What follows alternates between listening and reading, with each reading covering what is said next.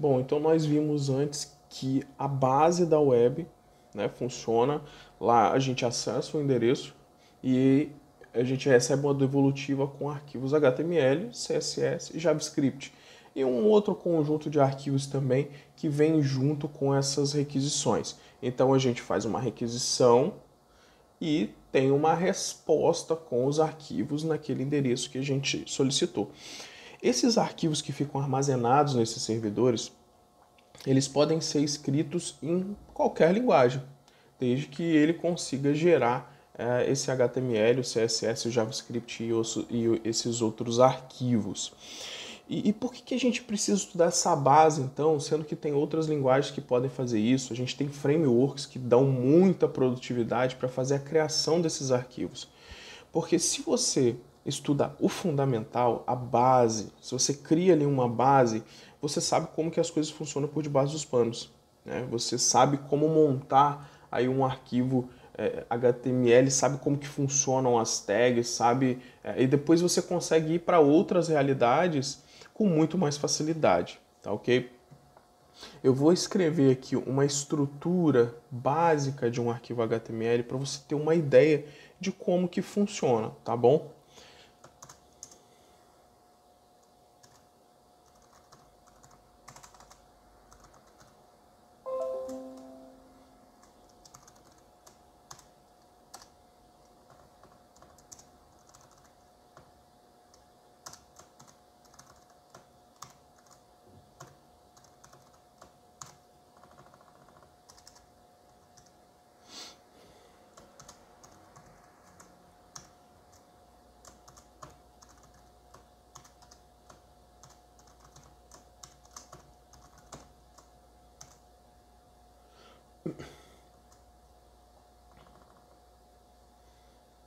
Deixa eu formatar isso aqui para a linguagem certa,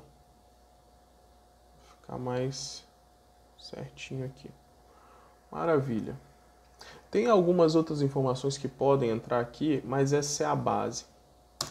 Aqui em cima a gente tem o head, né, que a gente vai entrar em detalhes sobre cada conjunto de tags dessa daqui, mas para você ter uma ideia de como que funciona, aqui dentro do body é onde de fato a gente vai escrever o nosso código que vai ser visto pelas pessoas, tá?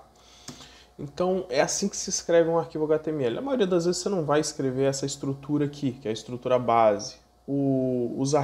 As IDEs, que é onde a gente codifica, elas já dão essa estrutura pronta pra gente. Então você vai se preocupar mais com o que vai ficar aqui dentro e aqui dentro do head. Então, recapitulando, né, e até aprofundando um pouco mais, o que é o HTML? O HTML ele não é uma linguagem de programação, é uma linguagem de marcação de texto. E através dela a gente identifica, realça cada pedacinho daquele documento que a gente está escrevendo. Imagina se você tem um parágrafo no Word, você vai lá e dá um Enter, ele vai criar um novo parágrafo. Aqui no HTML você também cria um parágrafo. Só que você vai dizer que o seu parágrafo ele não fica assim. O seu parágrafo ele precisa estar envolvido em uma tag, e nesse caso é a tag P, de parágrafo. Dessa forma você identifica que aquele trecho daquele documento é um parágrafo, ok? Esse é o HTML, ele faz as marcações do documento, tá? Realça, dá destaque, por exemplo, aqui esse H1 é um título que tem relevância, né? Então ele tem mais relevância do que um parágrafo, né? Aqui não dá para ver, mas no navegador é possível ver a diferença visual. O H1 ele fica muito maior do que o P e internamente ele tem mais relevância dentro do documento também. E o CSS? O CSS é uma linguagem de estilo, né?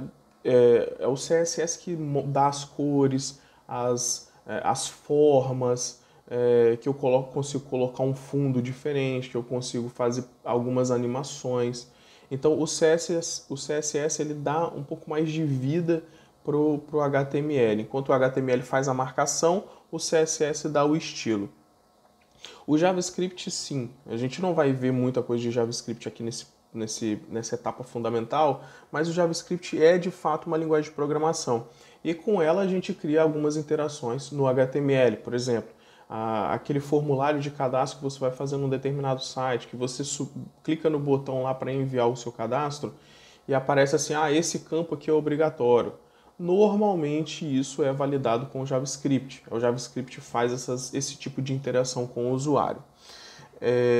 Então, é basicamente isso, essa parte dessa pequena estrutura aqui para a gente poder avançar já para a nossa próxima etapa. Até mais!